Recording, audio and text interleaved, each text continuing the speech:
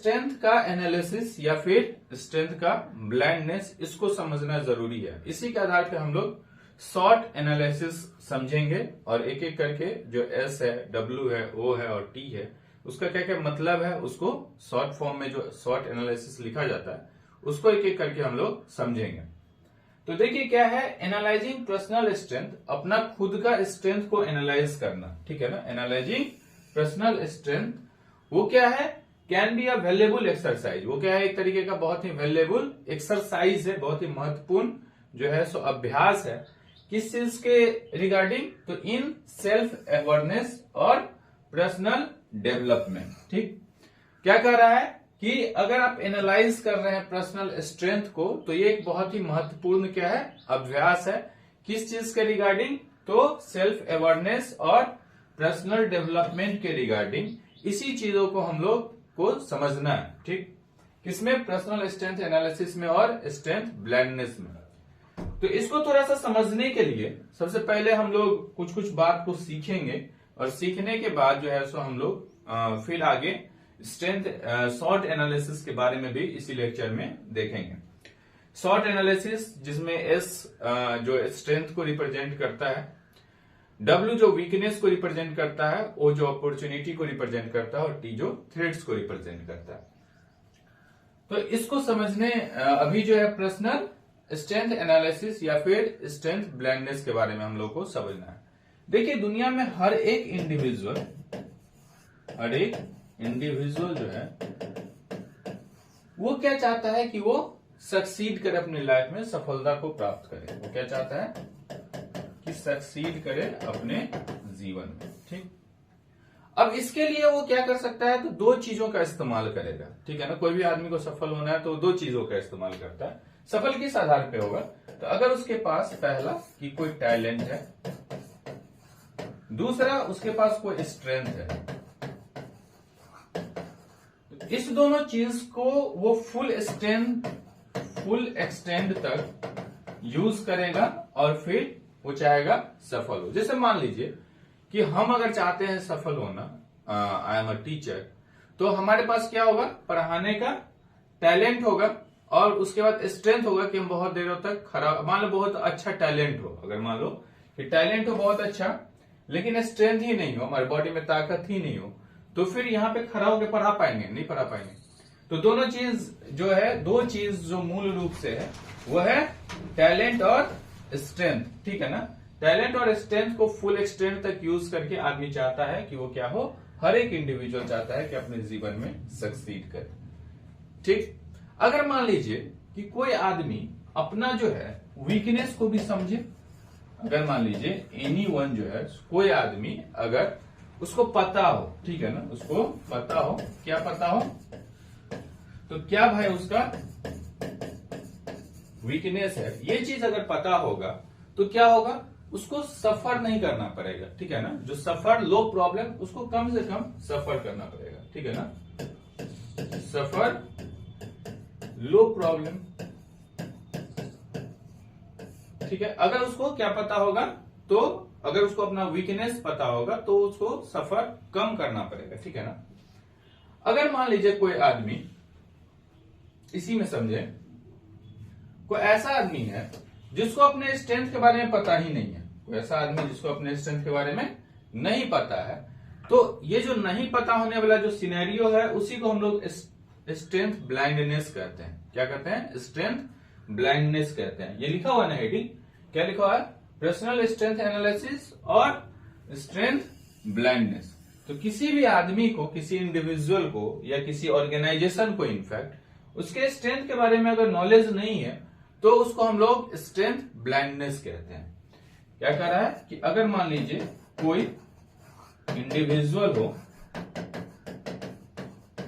या फिर कोई अगर इसकी जगह पे कोई ऑर्गेनाइजेशन हो और इसको अपने, ये नहीं जानता है ना, नहीं जानता है किसके बारे में, तो अपने स्ट्रेंथ के बारे में, तो उसी चीज को हम लोग क्या कहते हैं, स्ट्रेंथ ब्लाइंडनेस कहते हैं। ठीक है ना। अगर वो नहीं जानता है अपने स्ट्रेंथ के बारे में तो उसी को हम लोग क्या कहते हैं, स्ट्रेंथ ब्लाइंडनेस कहते हैं।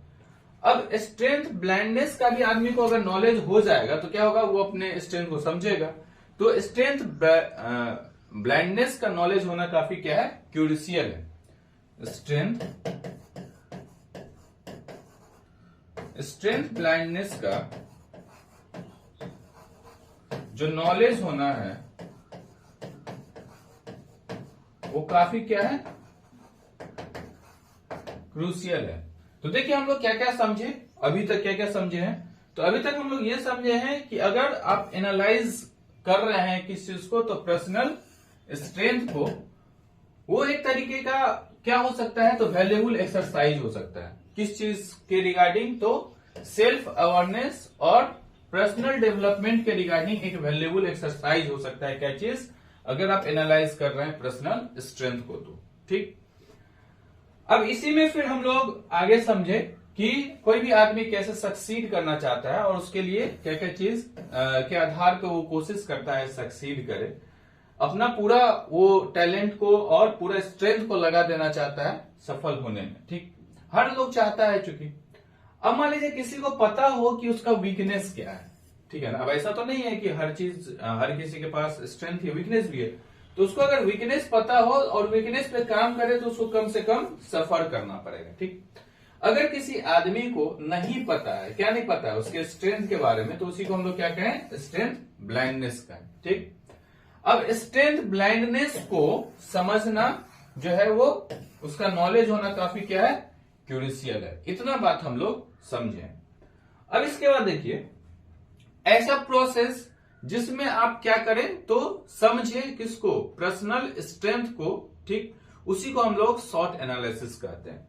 क्या कहता है कि ऐसा प्रोसेस, क्या एक तरीके का प्रोसेस है जिसमें आप समझेंगे, ठीक है ना, टू नो। किस चीज को समझेंगे, ऐसा प्रोसेस जिसमें समझे किसको, तो पर्सनल स्ट्रेंथ को, पर्सनल स्ट्रेंथ को जिसमें समझेंगे, और उसके बाद जो ओवरकम हो। अगर मान लीजिए आप पर्सनल स्ट्रेंथ को समझेंगे तो क्या होगा, आप जो स्ट्रेंथ ब्लाइंडनेस है उससे ओवरकम होंगे। अभी जो बात कर रहे थे स्ट्रेंथ ब्लाइंडनेस की, तो अगर आप ऐसा प्रोसेस जिसमें आप समझे किसको, पर्सनल स्ट्रेंथ को, तो इससे फायदा क्या होगा, तो आप ओवरकम हो सकते हैं। किस चीज से ओवरकम होंगे, तो आपको स्ट्रेंथ का ज्ञान होगा। और किस चीज से ओवरकम होंगे, तो स्ट्रेंथ ब्लाइंडनेस से। और ये जो प्रोसेस है उसी को हम लोग कहते हैं शॉर्ट एनालिसिस। ठीक है ना। क्या बता रहे हैं कि अगर मान लीजिए आप समझे, ये समझने का प्रक्रिया है, the process to know personal strength, और उस अगर आप पर्सनल स्ट्रेंथ को समझेंगे तो आप क्या होगा, ओवरकम फ्रॉम स्ट्रेंथ ब्लाइंडनेस। और ये जो प्रोसेस उसी को हम लोग शॉर्ट एनालिसिस कहते हैं। तो यहां से एक बात क्लियर हो रहा है कि शॉर्ट एनालिसिस का जो गोल है, ठीक है ना, शॉर्ट एनालिसिस का जो गोल है वो क्या करना, इवेल्युएट करना है आपके पास्ट को, प्रेजेंट को और फ्यूचर को, तभी आपको पता चलेगा कि आपका स्ट्रेंथ है। तो शॉर्ट एनालिसिस का जो गोल कह सकते हैं, वो गोल ये है कि वो इवेल्युएट करें। किसको इवेल्युएट करें, तो आपके पास्ट को, प्रेजेंट को और फ्यूचर को। इसी के आधार पे तो स्ट्रेंथ का एनालिसिस होगा। ठीक है ना। क्या करेगा, पास्ट को, प्रेजेंट को और फ्यूचर को इवेल्युएट करेगा। अब देखिए किस तरीके का हम लोग एक स्क्वायर टाइप का बनाते हैं, क्वाड्रेंट बनाते हैं।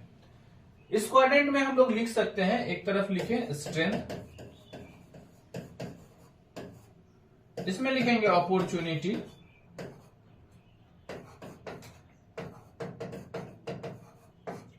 इसमें लिखेंगे वीकनेस, और इसमें लिखेंगे थ्रेड्स के बारे में। ठीक है ना। स्ट्रेंथ, वीकनेस, अपॉर्चुनिटी और थ्रेड्स के बारे में। और इसका एनालिसिस अगर करेगा कोई आदमी, अगर आप इसका अभी पूरा बताऊंगा कि किस तरीके से आप स्ट्रेंथ का एनालिसिस कर सकते हैं, अपॉर्चुनिटीज का, वीकनेस और थ्रेट्स का।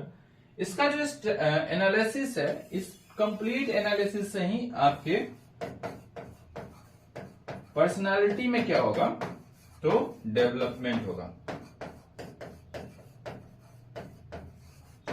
इसी के एनालिसिस से आपके पर्सनालिटी में क्या होगा, डेवलपमेंट होगा।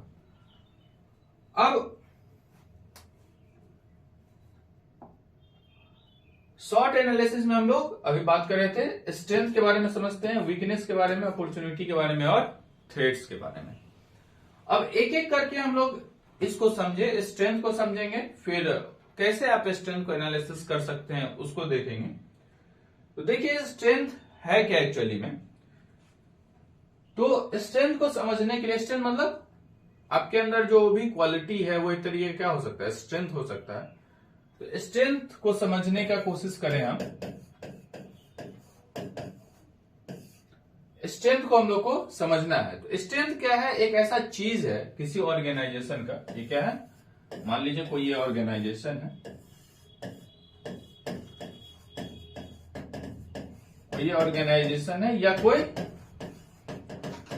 इंडिविजुअल है। स्ट्रेंथ किसी का भी हो सकता है, ऑर्गेनाइजेशन का भी हो सकता है, किसी इंडिविजुअल का भी हो सकता है। तो ये एक ऐसा चीज है, थिंग्स है, किसका, किसी ऑर्गेनाइजेशन का या फिर किसी इंडिविजुअल का, जो इसको मदद करता है। क्या चीज करता है, इसको मदद करता है, या फिर इसके कारण ये कुछ अच्छा कर पाता है। ठीक है ना, इसके कारण ये जो है डज पार्टिकुलरली वेल, अच्छा कर पाता है। किसके कारण, स्ट्रेंथ के कारण। जैसे मान लीजिए किसी को पढ़ाने का स्ट्रेंथ है, या किसी को मान लीजिए क्रिकेट खेलने का स्ट्रेंथ है, या बॉलिंग करने का स्ट्रेंथ है, या दौड़ने का स्ट्रेंथ है, तो उस स्ट्रेंथ के कारण ही वो अच्छा दौड़ पाएगा, वो अच्छा क्रिकेट खेल पाएगा। तो ये जो स्ट्रेंथ है उसके कारण एक ऐसा चीज है जिसके कारण कोई ऑर्गेनाइजेशन, किसी ऑर्गेनाइजेशन का स्ट्रेंथ है कि वो क्वालिटी के साथ कंप्रोमाइज नहीं करेगा। तो वो एक तरीके का क्या उसका स्ट्रेंथ है। तो स्ट्रेंथ के कारण कोई ऑर्गेनाइजेशन या कोई इंडिविजुअल वो क्या कर सकता है, तो पार्टिकुलरली वेल मतलब अच्छा काम कर सकता है। एक बात ये हो गया। इसी का दूसरा पहलू है, ठीक है ना, इसी का दूसरा पहलू। एक बात हम लोग समझे, स्ट्रेंथ एक ऐसा चीज है जिससे कोई ऑर्गेनाइजेशन या इंडिविजुअल क्या कर सकता है, तो कुछ अच्छा काम कर सकता है। ठीक, या फिर कह लें तो स्ट्रेंथ मान लीजिए एक तरीके का क्या हो जाएगा, कैरेक्टरिस्टिक्स हो जाएगा। ठीक है ना, एक तरीके का क्या है, गुण है, कैरेक्टरिस्टिक्स है। कैसा कैरेक्टरिस्टिक्स है, तो जिसके कारण एक्स एज वो किसी एडवांटेजेस के ऊपर काम कर सकता है। कौन सा एडवांटेज, जो उसको कंपेटिटर से अलग कर सकता है। ठीक है ना, जैसे मान के चलो कि 100 आदमी दौड़ रहा है, तो 100 आदमी दौड़ रहा है, किसी को बहुत अच्छा दौड़ने आता है और दौड़ने की क्षमता है, ताकत भी है, दौड़ने अच्छा आता है मतलब टैलेंट है, और दौड़ने की ताकत है, दैट्स उसका स्ट्रेंथ है। तो वो 100 आदमी में क्या हो सकता है, तो आगे निकल सकता है। तो एक तरीके का ऐसा क्या है, गुण है, जिसके कारण वो क्या कर सकता है, तो एडवांटेज ले सकता है। किसके ऊपर, तो कंपेटिटर्स के ऊपर। तो स्ट्रेंथ एक ऐसा चीज है ऑर्गेनाइजेशन का जिसके कारण वो अच्छा कर सकता है, और कंपटीटर के ऊपर जो है सो वो उसको बीट कर सकता है कह लें, या फिर उससे आगे निकल सकता है। तो समझे हम लोग स्ट्रेंथ के बारे में। अब देखिए स्ट्रेंथ को एनालाइज कैसे करते हैं हम लोग, कैसे सीखते हैं, कैसे हम लोग को पता करें कि हमारे अंदर क्या स्ट्रेंथ है। तो आपके अंदर क्या स्ट्रेंथ है उसको पता करने के लिए ऐसे मतलब लेक्चर में देखना, आपको क्या करना है, तो पेन कॉपी निकाल करके और फिर उसको लिखना है। ठीक है, जो जो क्वेश्चंस यहाँ पे है उसको हम लोग डिस्कस करते हैं और आप उसको लिखें। फिर लास्ट में हम लोग एक ग्राफ बनाएंगे और उस ग्राफ से आपको बहुत कुछ क्लियर होगा। तो क्या करता है कि स्ट्रेंथ को एनालिसिस करने के लिए इस सभी क्वेश्चंस का हम जवाब दें। सबसे पहले आपके अंदर क्या क्या स्किल्स है या कैपेबिलिटीज है, आपके पास क्या क्या स्किल्स है और क्या क्या कैपेबिलिटी, मतलब क्या क्या काम आप कर सकते हैं, और मतलब आता है आपको स्किल्स मतलब क्या क्या काम आता है और करने की क्षमता है। ठीक, तो इसको पहले आप लिख लें, जैसे 1 नंबर लिखें, 2 3 4 5 जो आता है आपको लिखें। जैसे मान लीजिए किसी को वर्ड, एक्सेल, पावर पॉइंट पे काम करने आता है, किसी को कोई सॉफ्टवेयर आता है, किसी को अच्छा बांसुरी बजाने आता है, जो कुछ भी आता है आपको, ठीक है, जो भी स्किल्स है आपका, किसी को कविता लिखने आता है, तो ये जो स्किल्स है और जो कैपेबिलिटी है उसको हम लोग पॉइंट आउट कर ले, लिख लें। दूसरा, what make us unique and different from others, इसमें से क्या चीज ऐसा है जो आपको दूसरे से अलग करता है। जैसे मान लीजिए कहीं आप हैं, सबको पावर पॉइंट प्रेजेंटेशन बनाने मान लो इस तरीके से आ रहा है, तो थोड़ी ना है कि आप अलग हो रहे हैं, सबके अंदर आ रहा है। इसमें से कौन सा ऐसा स्किल्स है जो आपको भीड़ से अलग कर रहा है, ये दूसरी बात। तीसरा बात क्या, व्हाट अमाउंट यू पे फॉर इट, अगर मान लीजिए आप फ्लूट बजाना जानते हैं या फिर कोई इंस्ट्रूमेंट बजाना जानते हैं, तो आपको उसके लिए कितना फी दिया जा सकता है, तो ये है what amount you paid for it. उसके बाद एडवांटेज ऑफ दैट वर्क, उस वर्क का क्या क्या एडवांटेज है। What can you do particularly well relative to rivals, मतलब प्रतिस्पर्धा में आप कौन सा काम जो है दूसरे से अच्छा कर सकते हैं। उसके बाद what resources do you have, आपके पास क्या क्या रिसोर्स है, ठीक है ना, मतलब संसाधन है। ये भी मान के चलो कि बहुत अच्छा टैलेंट है, आपके पास संसाधन नहीं है, तो फिर कहीं ना कहीं वो समस्या आएगा। तो इसके लिए जरूरी है कि आप रिसोर्स को समझें और रिसोर्स को भी लिखें। तो इतने पॉइंट्स को आपको क्या करना है, लिखना है। एक कॉलम बना करके आपको इतने पॉइंट्स को लिखना है। तो ये था स्ट्रेंथ को एनालाइज करने का। स्ट्रेंथ को एनालाइज करने के बाद जो है सो हम लोग आगे बढ़ेंगे और हम लोग अब पढ़ेंगे किसके बारे में, तो वीकनेस के बारे में। जिस तरीके से स्ट्रेंथ को समझे उसी तरीके से हम लोग फिर वीकनेस को समझेंगे। वीकनेस भी एक बहुत ही महत्वपूर्ण चीज है कि हर आदमी के अंदर कुछ ना कुछ क्या है, वीकनेस है, ठीक है ना, कमजोरी है। तो वीकनेस दो तरीके से हो सकता है, किसी इंडिविजुअल का अपना वीकनेस होगा और किसी ऑर्गेनाइजेशन में अगर आप काम कर रहे हैं तो ऑर्गेनाइजेशन का अपना वीकनेस होगा, ठीक है ना। तो वीकनेस जो है वो एक तरीके का क्या है, इनहेरेंट प्रॉपर्टी है, ठीक है ना। किसका, तो किसी ऑर्गेनाइजेशन का और किसी या फिर किसी इंडिविजुअल का, और उसको जो है सो मतलब उसके ऊपर जो है सो काम किया जा सकता है और उसको इंप्रूव किया जा सकता है। तो इसको लिखें अगर, तो वीकनेस जो है वो क्या है, एक तरीके का तो इनहेरेंट प्रॉपर्टी है, ठीक है ना, इनहेरेंट फीचर्स है। किसका, तो किसी इंडिविजुअल या ऑर्गेनाइजेशन का। तो ये मान लीजिए कोई ऑर्गेनाइजेशन या फिर इंडिविजुअल का कैसा प्रॉपर्टी है, इनहेरेंट फीचर्स है, ठीक है, ऑफ एनी, किसी ऑर्गेनाइजेशन का, इंडिविजुअल का, जो कि इंप्रूव किया जा सकता है, कुड बी इम्प्रूव। इसके ऊपर काम किया जा सकता है और इसको इंप्रूव किया जा सकता है। जैसे मान लीजिए पर्सनल लेवल पे लेते हैं, तो अगर किसी को बहुत ज्यादा मोबाइल चलाने का आदत है, तो ये एक तरीके का क्या है, ड्रॉबैक है ना, एक तरीके का है बैड हैबिट है, या कोई किसी बैड हैबिट में ही है, बैड एडिक्शन है, किसी को बैड एडिक्शन है, मतलब बुरी तरीके का कोई लत है। तो ये पर्सनल लेवल पे ये जो है सो आपको क्या कर सकते हैं, तो वीकनेस हो सकता है। अगर मान लीजिए हम ऑर्गेनाइजेशंस के लेवल पे लेते हैं, तो ऑर्गेनाइजेशन के लेवल पे क्या क्या वीकनेस हो सकता है, मतलब किसी ऑर्गेनाइजेशन का क्या क्या कमजोरी हो सकता है। तो अगर मान लीजिए उसमें क्या हो कि बहुत ज्यादा ऑर्गेनाइजेशन में प्रतिस्पर्धा, बहुत कंपटीशन है, तो बहुत कंपटीशन भी एक तरीके का क्या है, मामला ही है कि अगर मान लीजिए एबंडेंट ऑफ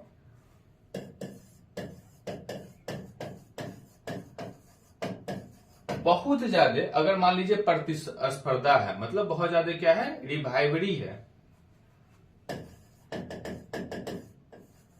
तो ये एक बहुत मेजर चीज है। उसके बाद मान लीजिए कि किसी ऑर्गेनाइजेशन में क्या है कि अलग अलग डिपार्टमेंट काम करता है, जैसे प्रोडक्शन का अलग डिपार्टमेंट है, रिसर्च एंड डेवलपमेंट का अलग डिपार्टमेंट है, सेल्स का अलग डिपार्टमेंट है, अकाउंट का अलग डिपार्टमेंट है। अगर इस सारे, या ह्यूमन रिसोर्स का अलग डिपार्टमेंट है, अगर ये सारे डिपार्टमेंट में आपस में अच्छा कोलैबोरेशन नहीं होगा तो समस्या होगी। तो ये भी एक तरीके का मामला है कि अगर मान लीजिए वीक कम्युनिकेशन हो, वीक कम्युनिकेशन हो किसके बीच में, तो बिटवीन डिफरेंट डिपार्टमेंट के बीच में,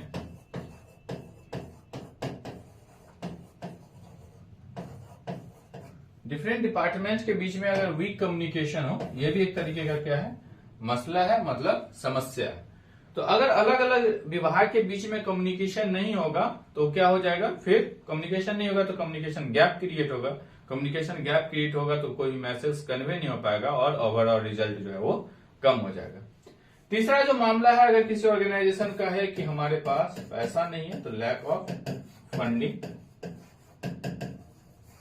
चौथा बात जो है वो ये है कि अगर मान लीजिए किसी को जो क्वालिटी है उसके रॉ मटेरियल का वही अगर अच्छा नहीं मिल पा रहा है तो ये भी एक तरीके का समस्या है। तो ये चीज है वीकनेस। अब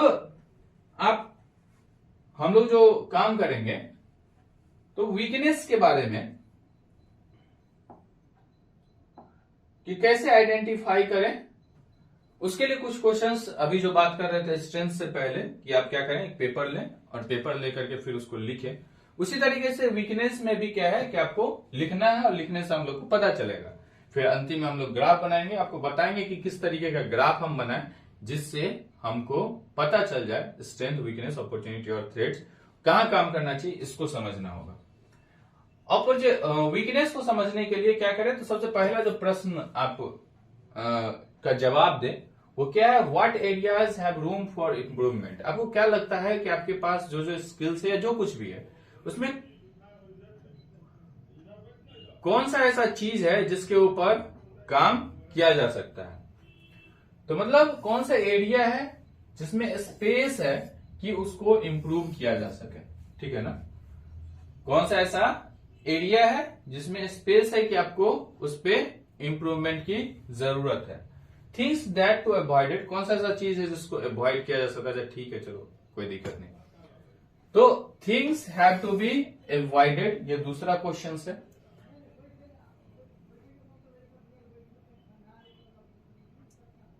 तीसरा जो है वो है what do rivals do better than you, मतलब आपका जो प्रतिस्पर्धा में जो लोग हैं वो आपसे क्या अच्छा कर रहे हैं, इसका भी आपके पास क्या होना चाहिए, एनालिसिस होना चाहिए। उसके बाद चौथा जो है कि what are the primary source of dissatisfaction and complaints, जो प्राइमरी सोर्स है आपके पास डिससेटिस्फेक्शन का या कंप्लेंट्स का, ठीक है ना, वो कौन सा है, इसको लिखना होगा। तो ये चार चीज हम लोग को क्या करना है, तो पेन कॉपी से राइट डाउन करना है। अब हम लोग स्ट्रेंथ के बारे में समझ लिए, वीकनेस के बारे में समझ लिए।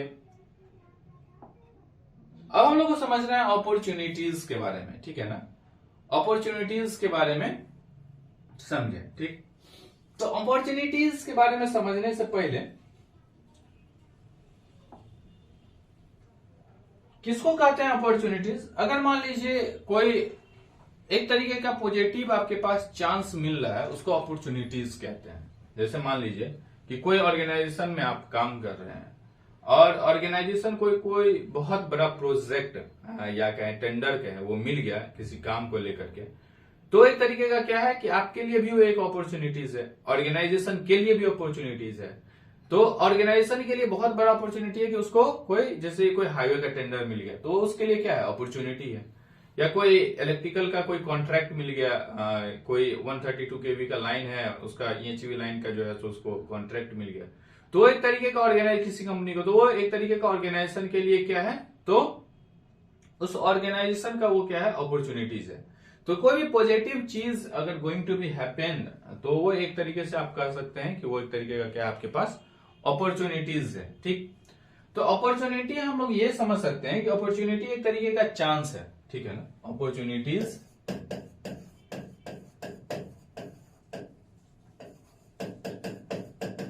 अपॉर्चुनिटीज जो है वो एक तरीके का क्या है, चांस है।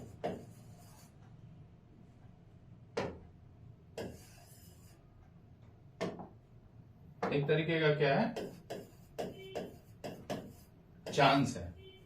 ठीक, किस चीज का चांस है अपॉर्चुनिटी का, तो कोई पॉजिटिव चीज अगर होगा, इसका मतलब ये है positive things to be happen. आपको ये समझना पड़ेगा कि हो सकता है कोई पॉजिटिव चीज होने वाला है, ठीक है, या एक तरीके का ये एक ओपन चांस है, जैसे कोई कॉन्ट्रैक्ट मिलना, तो कॉन्ट्रैक्ट मिलने के बाद क्या होगा कि वो आप उस ऑर्गेनाइजेशन में अगर काम करें तो ऑर्गेनाइजेशन को अगर कॉन्ट्रैक्ट मिला है तो जाहिर सी बात है कि उस ऑर्गेनाइजेशन का क्या होगा, इनहेंसमेंट होगा, और जो इंडिविजुअल लोग है उसको भी अच्छा जो है सो बेनिफिट मिलेगा। तो कैसे हम लोग अपॉर्चुनिटीज को आइडेंटिफाई करें, उसके लिए क्या है कि व्हिच इमर्जिंग टेक्नोलॉजीज, कौन सा ऐसा इमर्जिंग टेक्नोलॉजी है, मतलब उभरता हुआ टेक्नोलॉजी है, ऑफर द ग्रेटेस्ट एडवांटेज, जिसके कारण बहुत, जैसे आर्टिफिशियल इंटेलिजेंस है, आईओटी है, ये सब क्या है, इमर्जिंग टेक्नोलॉजी है, तो उसके कारण कैसे आपको एडवांटेज मिल सकता है उसको आप लिखें। उसके बाद are there any law, policies और इकोनॉमिक कंडीशन, क्या कोई ऐसा नियम आने वाला है, कोई ऐसा पॉलिटिकल कंडीशंस आने वाला है, या फिर कोई ऐसा पॉलिसीज आने वाला है जिस पॉलिसीज के तहत आपको जो है सो पॉजिटिवली आपके ऊपर इंपैक्ट पड़ेगा, आपके काम के ऊपर, ठीक है ना, आपके ऊपर, तो उसको आप लिखें। जैसे मान लीजिए किसी को कोई कोर्स कर रहे हैं आप, और 2 महीने के बाद वो कोर्स खत्म होगा, तो आपके पास अपॉर्चुनिटीज आ रहा है कि भाई कोर्स खत्म होने के बाद ये चीज हम लोग कर सकते हैं, तो वो भी एक तरीके का अपॉर्चुनिटीज है। तीसरा, are there any upcoming events, कुछ ऐसा इवेंट आने वाला है, या फिर कोई डेवलपमेंट आने वाला है, जैसे मान लीजिए कहीं से कोई हाईवे जाने वाला है और वहां आपका कोई प्रॉपर्टी है अगर, तो एक तरीके का क्या हो गया कि हाईवे जाने से उस प्रॉपर्टी का वैल्यूएशन जो है वो बढ़ जाएगा। तो एक तरीके का अगर कोई इवेंट, अपकमिंग इवेंट होगा या कोई डेवलपमेंट होगा, कोई विकास होगा, तो उससे क्या होगा कि आपका जो प्रेजेंट अपॉर्चुनिटीज है उस पर कोई इफेक्ट पड़ रहा है कि नहीं पड़ रहा है। उसके बाद are you rivals customers dissatisfaction, मतलब लोग में जो असंतोष का भावना है, तो क्या उसके ऊपर आप काम कर पा रहे हैं कि नहीं कर पा रहे हैं, इसको भी समझना है। अब क्या है, थ्रेड्स के बारे में हम लोग समझे, ठीक है ना। थ्रेड्स किसको कहते हैं, तो थ्रेड्स एक तरीके का क्या है, लिखा हुआ है ना, खतरे, मतलब क्या आपके पास थ्रेड्स है, मतलब एक बैड थिंग्स। विच technology advantage might cause disruption और हैव एडवर्स इफेक्ट, मान ली कोई ऐसा टेक्नोलॉजी जिससे क्या हो, डिस्टर्बेंस हो, तो वो एक तरीके का क्या आपके लिए थ्रेड्स है, इसको भी लिखना है। आर देयर एनी लॉ, कोई ऐसा पॉलिसी आ रहा है, कोई ऐसा नियम आ रहा है, या कोई ऐसा इकोनॉमिक कंडीशन आ रहा है जिससे निगेटिव इंपैक्ट पड़ रहा है आपके काम के ऊपर, तो ये एक तरीके का क्या है, थ्रेड्स है। Any market financial risk that could affect you, ऐसा कोई मार्केट या फाइनेंशियल रिस्क है जो आपको प्रभावित कर रहा है, आप अपने रिवेल्स में इंप्रूवमेंट कैसे कर सकते हैं, और कोई कंपटीशन अगर आ रहा है, ये सारा कुछ, कोई आने वाले समय में कोई कंपटीशन इंक्रीज कर जाए, तो ये सब क्या है, तरीके का थ्रेड्स है। अब जो भी 4 चीज हम लोग लिखे हैं, जो भी 4 चीज हम लोग लिखे हैं, उस 4 चीज को क्या करना है, तो ऐसा एक ग्राफ बना लेना है, ठीक है ना, क्वाड्रेंट बना लेना है, फर्स्ट, सेकेंड, थर्ड और फोर्थ, एक क्वाड्रेंट बना लिए। इस क्वाड्रेंट में एक तरफ, पहले क्वाड्रेंट में स्ट्रेंथ के बारे में लिख देंगे, इसमें लिखेंगे अपॉर्चुनिटीज के बारे में, इसमें वीकनेस के बारे में, और इसमें थ्रेड्स के बारे में, ठीक है ना, स्ट्रेंथ, अपॉर्चुनिटी, वीकनेस और थ्रेड्स के बारे में लिखेंगे। अब स्ट्रेंथ और अपॉर्चुनिटीज जो है एक तरीके का पॉजिटिव चीज है हमारे लिए, ये क्या है, कैसा चीज है, तो ये आपका पॉजिटिव थिंग्स है ना। और जो वीकनेस है और थ्रेड्स है वो क्या है, तो कैसा चीज है, तो निगेटिव चीज है। ठीक, ये जो ऐसा चीज है जो इनहेरेंट है, ठीक है ना, मतलब सेल्फ कंट्रोल में है, इनहेरेंट नहीं, सॉरी क्या कहें हम, तो सेल्फ कंट्रोल में है, इसके ऊपर आपका कंट्रोल है।